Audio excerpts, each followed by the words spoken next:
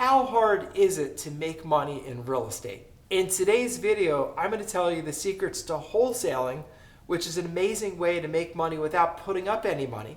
And second, I'm going to tell you the secrets to overages, which is a little tiny niche that I've located where you could just make money essentially hand over fist, helping people who've lost everything get back a bunch of money and getting paid really well for doing it. So you get to be paid well and help people. You're going to love that. And I'm also going to talk about being a real estate agent, which is a shorter part of the conversation. Really, the reason to listen to this business is to learn about wholesaling, to learn about overages, and I'm going to give you a free gift, which is a very advanced spreadsheet that I don't give away for free. Normally, I include that only if I'm selling a course or consulting for $1,500 to $2,000. But today, I'm going to give it to you for free.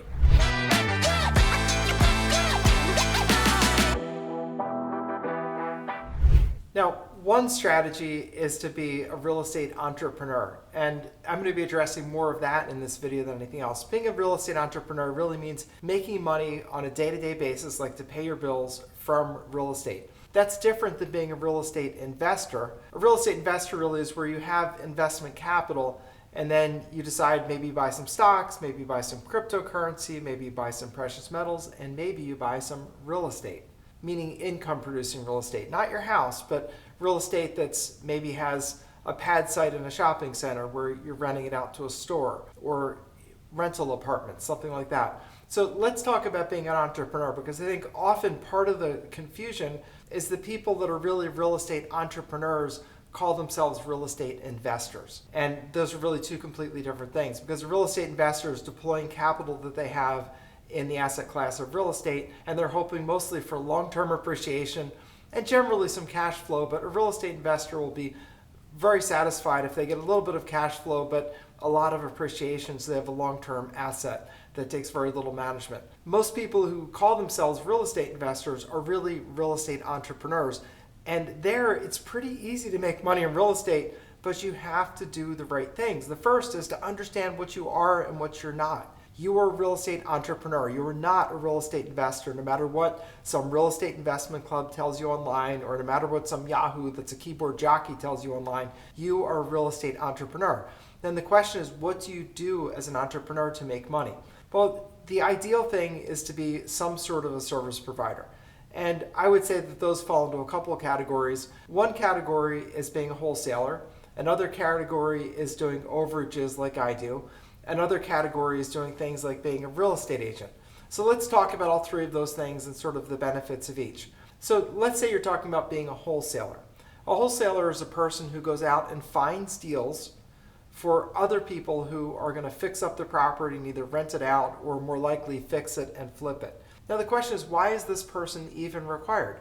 Well, because the skill set to be a real estate flipper, meaning the person that fixes up a property, stages it, makes it beautiful, prices it properly, and markets it well, and therefore profits, is really different than the wholesaling, where the wholesaler is the person that finds the property that's an amazing, great deal. And that takes a lot of effort, a lot of skill, and a lot of time, frankly.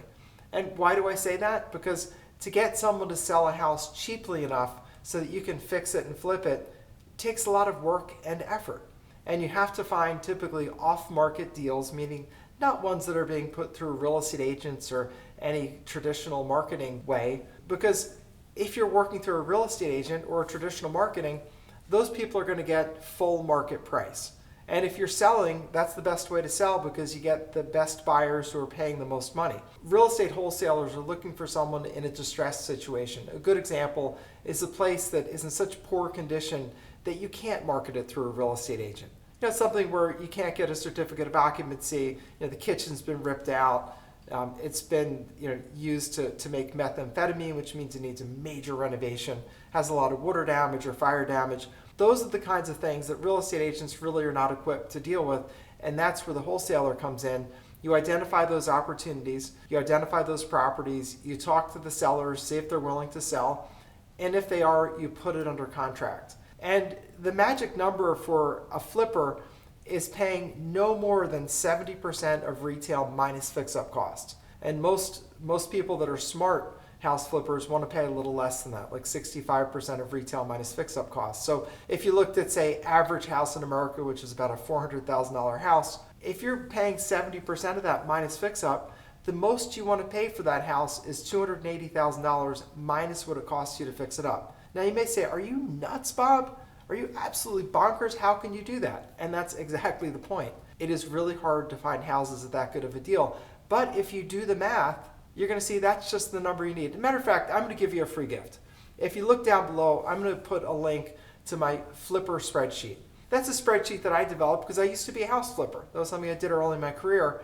And it'll show you the math. You can just put in the value after it's fixed up, meaning the fair market value, your approximate fix-up costs, and your other expenses, such as interest, and it's going to show you exactly what I'm telling you, that you want to pay no more than 70% of retail minus fix-up cost. If you pay any more than that as a house flipper, frankly, you're an idiot. And I know you may not like to hear that, but you'll have friends that'll say, oh, I'm making all this money in real estate.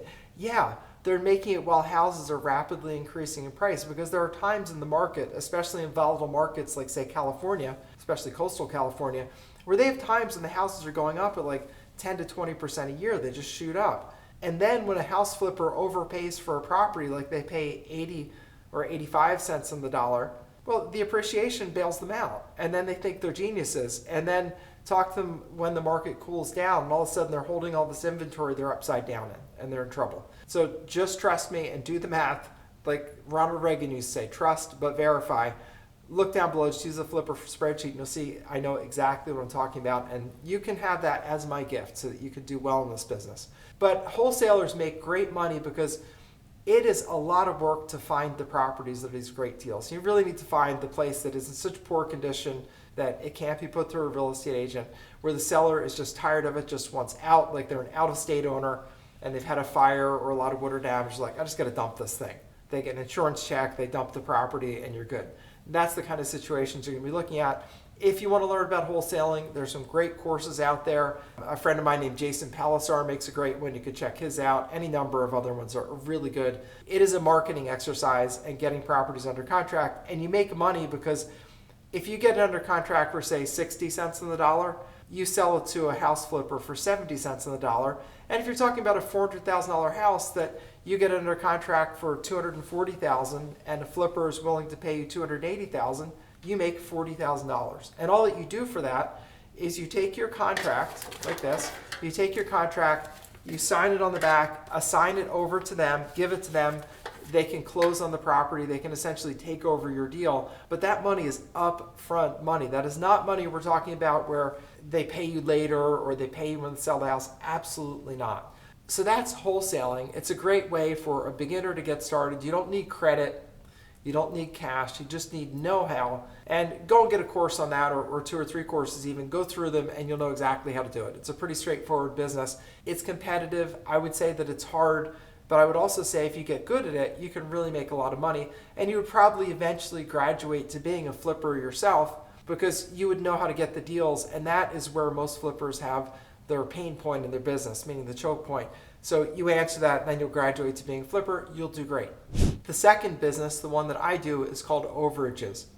This business I absolutely love. I mean, I've been in real estate since 1989, so a very, very long time. And this is by far my favorite business. I've been doing it for over 10 years.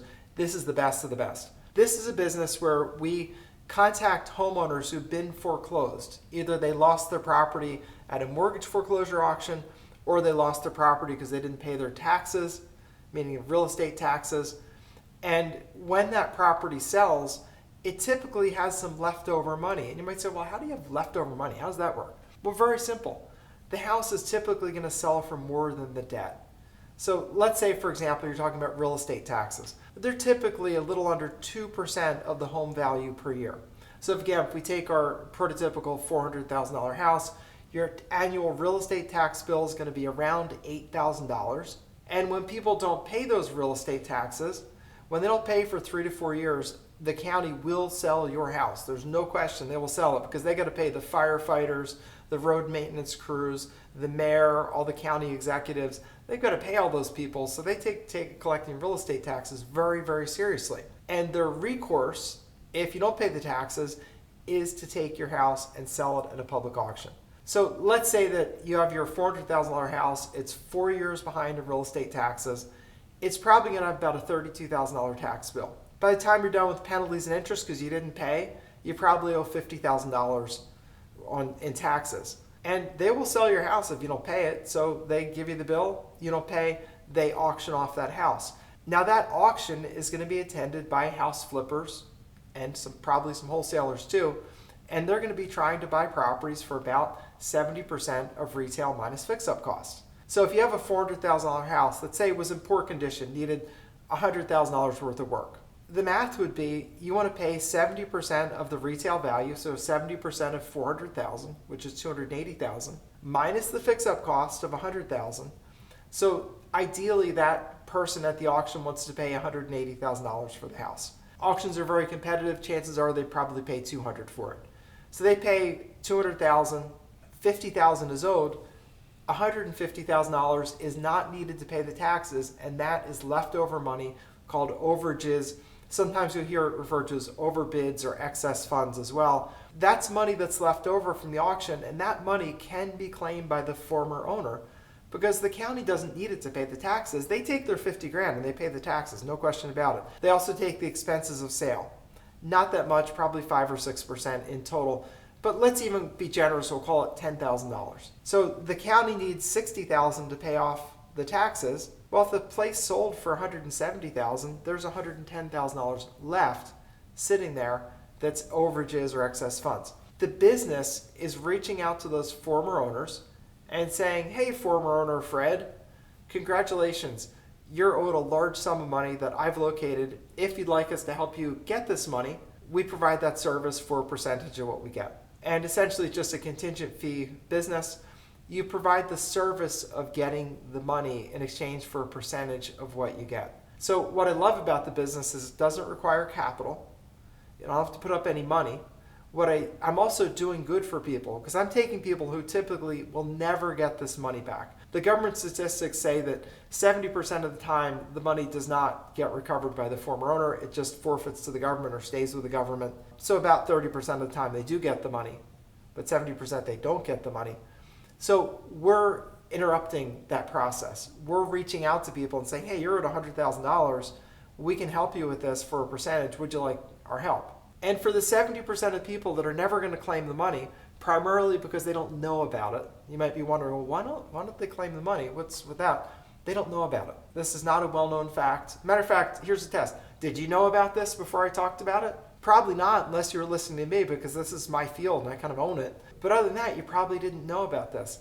People think, oh, they sold my house at the auction, so I guess they keep the money. They think that. Just like if I sold my watch to you, you'd think, oh, Bob must keep the money. Well, maybe it's not my watch. Maybe it's my friend's watch. A foreclosure is kind of the same thing. They're not selling a house that the county owns. They're forcing a house to sale so they get their taxes. Once they get their taxes and penalties and interest, then the rest of the money is free to be claimed. But of course, people don't know about it, so they don't claim the money. So this is a whole business of locating the people, calling them up, telling them the good news, seeing if they want to work with you. And if they do, you go and get them the money for a percentage. And what are the challenges in the business? The basic challenge is you need to learn the steps. You need to learn how to get the lists. You need to learn how to find the contact information for the people, what to say to them to get them on board, and then how to process the claims. Not particularly hard. This is a business that I teach people how to do. If you want to learn more about that, you'll see a link down below to a video that I did that's the intro to the Overages business. You can learn about that, about a 10-minute video. And those are some ways that you can make money. Oh, third thing I'll cover real quick, real estate agent. If you want to make money in real estate without putting up any financial risk, you can be a real estate agent. I was a real estate agent very early in my career. Matter of fact, while I was in law school, I worked as a real estate agent so that I could pay for law school because I worked during the day and went at night. And I can tell you, I don't love being a real estate agent. I think that that's a very competitive business. When the market goes up, everybody who has a fancy car and some spare time jumps in and they kind of clutter up the market. I'm not a big fan. I think it's a very mature business. I think that a few people do really, really well and most people just struggle and do almost nothing. I don't think it's anything unique about that. There's no unique selling proposition. I don't think it's great. So I would just skip that. And I would either do as a beginner, wholesaling or overages. And if you want to just deploy capital, then you'll have to look at another video that I do. I'll cover that at some point, which is how to choose a good real estate investment. So this is attorney Bob Diamond. Glad to be with you here today. Get the Flipper spreadsheet so you can see the real numbers. Go check out the Intro to Overages video, and I'll see you next time.